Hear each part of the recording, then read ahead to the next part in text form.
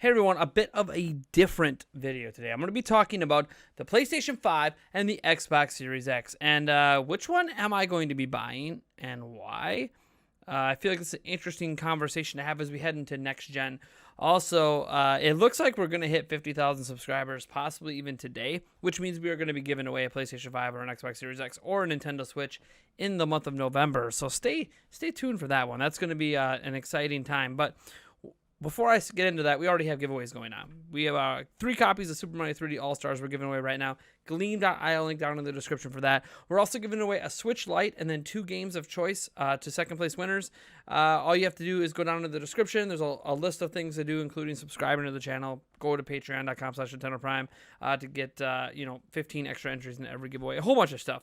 Go check it out. Now, we don't talk a lot about Sony and Microsoft on this channel because obviously we're Nintendo Prime. I'm Nintendo Prime. Like, this is what we do. We talk Nintendo. But I do enjoy gaming beyond Nintendo. And the next gen systems really excite me because I'm a tech enthusiast, and there's a lot of exciting tech going on with the new stuff coming out. I mean, there's GPUs in these systems that aren't even on the market yet. Pretty crazy. So which one am I going to buy? On paper, if you just want to base it on specs, you should clearly go with the Xbox Series X. It's the more powerful system. Yeah, PlayStation 5 is a faster SSD, but because a lot of games are multi-platform, they won't necessarily take advantage of that speed. So, hey, case closed. Xbox Series X, it's more powerful. But Sony has games. In fact, I think the conversation starts and begins with games. So let's get into the exclusives we know, the launch lineup, all that stuff. We're going to know more tomorrow, by the way. There is a PlayStation 5 event tomorrow. So if you're watching this a little later and that event has happened, just know that I probably live streamed and already reacted to that event. So go check that video out. But yeah, like, there's a PlayStation 5 event. Let's just get into what we know so far. So Horizon Forbidden West is a new game following up Horizon Zero Dawn. I didn't actually play any games on PlayStation 4 because I never owned a PlayStation 4. That doesn't mean that I'm not interested in this game. Now, most of the PlayStation 4 library is backwards compatible as well, so I can catch up on stuff. But Horizon Forbidden West is a game that looks very, very good. It is the closest thing to Zelda that they have, and Zelda's my favorite franchise of all time, so I definitely am interested in checking that game out. Next up, we have obviously Marvel's Spider-Man Miles Morales, a follow-up to the original Spider-Man game on PlayStation 4. Again, I didn't play the original, but I'm a big Marvel fan, a big Spider-Man fan, and I know the original is really, really good. I've seen some Twitch live streams of it. So, yeah, I mean, Miles Morales probably has the best chance of being an actual launch game because it's listed for holiday 2020. You have Gran Turismo 7. I'm not a huge racing fan, so this one doesn't matter to me as much, but it is a game that is going to be there on the platform, so it is something to consider. Ratchet & Clank Rift Apart. This game is the one that makes the SSD look incredible, how fast the worlds are loading. Nothing about Ratchet & Clank Rift Apart looks bad. Like, it looks like almost a perfect video game if one ever did exist. Definitely interested in that, even though it might not be there at launch. Demon Souls is a remake from the PlayStation 3. We'll see what happens with that one, but I'm pretty excited. Don't know if it'll be at launch, but I'm excited for that. Project Athia, that is developed by Square Enix. It's exclusive. Looks very, very interesting. I'm really, really excited about that one. We have Returnal as well. It's a new action game from Resogun. It's, again, another game that just looks really, really good. And these are all games that are exclusive to PlayStation 5. Sackboy. I'm not a big Sackboy fan, but, it is a game that exists.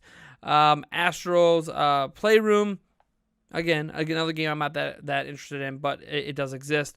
Destruction All-Stars, another game I'm not that interested in. But then we get to Godfall, and Godfall is a fantasy role-playing game focused around third-person melee combat and hunting down loot. Looks really, really excited. It's made by Gearbox, so that should be a pretty interesting one to check out.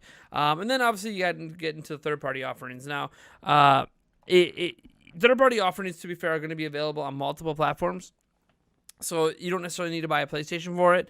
Like Immortals Phoenix Rising, that's a third-party game coming to PlayStation 5 and Xbox Series X, also to Nintendo Switch. I will be buying it on Switch. We'll see if I end up buying it on other platforms as well. So I'm not going to go too much into the third-party stuff. But then we head on over to Xbox Series X.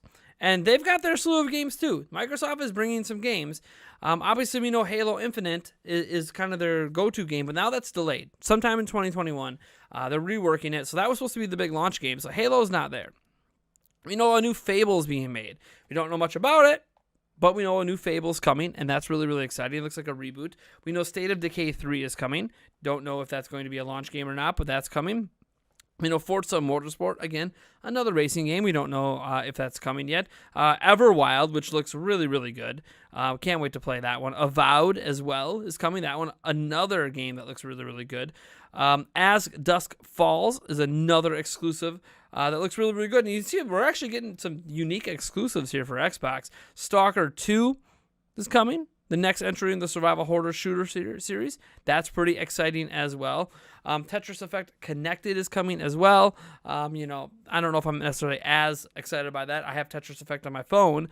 The Gunk is coming, and then you can't forget The Medium. I mean, The Medium, to me, is one of the most impressive games shown off for Xbox Series X so far. Even though it's not like necessarily visually impressive, like gameplay-wise, it looks fantastic. There's also Warhammer 40,000 Dark Tide that's exclusive, Crossfire X, and you can't forget, Senua's Saga, Hellblade 2. Remember Senua's Sacrifice, Hellblade, like this is Hellblade 2. Can't wait for that one as well. That was actually the very first game they showed off. Maybe it'll be ready for launch. I have no idea, but that was the first next-gen game they showed off before. And then Scorn, which is going to be launching on Xbox Game Pass. That's a multi-platform game. But yeah, there's a whole bunch of Xbox ID games. We're going to talk about those. So you get into indie stuff, and then you get into the third-party games, which are going to match up a lot with PlayStation 5. So you look at the games, and you start to say, well, clearly PlayStation has an advantage in terms of major games coming, and they do. So games kind of leads to PlayStation. Now you start to think, well, what are the price of these systems? Well, we know the price of the Xbox Series X is going to be $499. We know the Series S is $299, but I'm not even considering the Series S. I'm just looking at the X.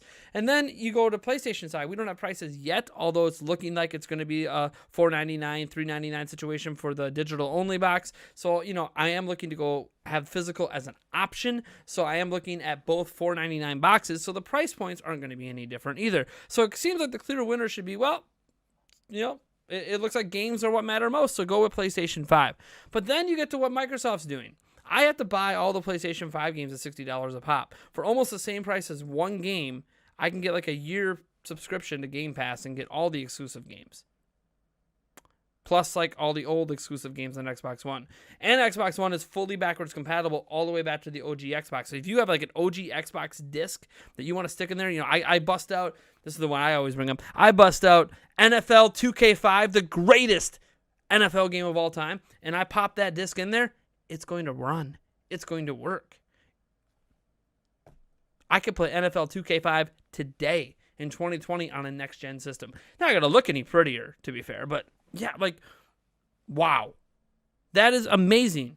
Now, PlayStation 5 has backwards compatibility to PlayStation 4. They haven't confirmed all PlayStation 4 games will work. They did say PlayStation 4 games will be able to all be inserted, and it will attempt to run it. So we'll see what happens. But that's a big selling point. Full backwards compatibility over all Xbox generations and Game Pass. Again, check mark for Microsoft. So now you're left sitting here, okay, the better games might be over here, but you can get the games cheaper over here, and you can play all the old games for cheap too. So what the hell do we do? Well, the answer is pretty obvious, and those that have been paying attention know. I'm buying both. I can't decide. I literally cannot decide which one I want to go with. I just can't. I don't have an answer. I'm going to buy an Xbox Series X and a PlayStation 5 for myself. And yeah, I'm giving away another one on top of that. I'm spending $1,500 just on systems. This doesn't count the fact that I probably need to get at least one extra controller for each. And I'm going to want to get a game for each. Although on Xbox, you might as well just get Game Pass. But I mean, I might buy like a third-party game that's not on Game Pass or something for it. Just to compare. Maybe I get one game on each just to compare. Maybe it's Immortal Phoenix Rising. I just own it on all three platforms because I think the game is so great. I don't know. Like I'll pick a game that, maybe it's the new Assassin's Creed game. I'll get that on PlayStation 5 and on, so I can have like a nice comparison of both of them and see how I think about it. I honestly look at this whole situation as you can't go wrong this time. See, last time when Xbox One and PlayStation 4 came, there clearly was a right choice. You go with the PlayStation 4. Xbox doesn't know what they're doing. They don't have games. Game Pass didn't exist at the time. It was more expensive. They were forcing Connect. Like there was a clear, you buy a PlayStation 4. I didn't buy either, but you buy a PlayStation 4, right? That's what you do. You buy a PlayStation 4. This time around, I don't think it's that obvious. Now, not all of you are going to be able to afford to get all these next-gen systems like I'm going to do, and I get that. And if it wasn't for Game Pass, I couldn't afford to support all the systems as well with various games. But I do think that there is a lot to be had here. Oh, and I forgot to mention about Game Pass. EA Play is now part of it. Like that's pretty big, even on PC. But yeah, I'm excited about both these platforms. I'm getting them both. For the first time in my life, I will own all current gen systems, which will be a Nintendo Switch, a PlayStation 5, and an Xbox Series X. I will own all of them. And I am so excited to deal with all of the day one launch bugs and everything. And, whatever hardware issues come my way or software issues come my way, it's whatever. I even have a 4K 60 FPS capture card that technically this camera is plugged into. So you know what that means. If I'm live streaming any of those games, I'm going to have to bust out. I'm going to have to bring back. No, I'm not. I was going to say, I'm going to have to bring back something, but actually I really don't. I can run this video through my other capture card and just do 1080p. But I was going to say, I got to bring back my 4K Brio. You know what? Screw it. I got to bring back the 4K Brio so we keep our 4K into 4K. That's like 8K in one video that only displays in 4K to you. Anyways, the point is, I'm really excited about this generation of gaming, and I hope you guys are too. And I look forward to covering more and more of this extra stuff beyond Nintendo.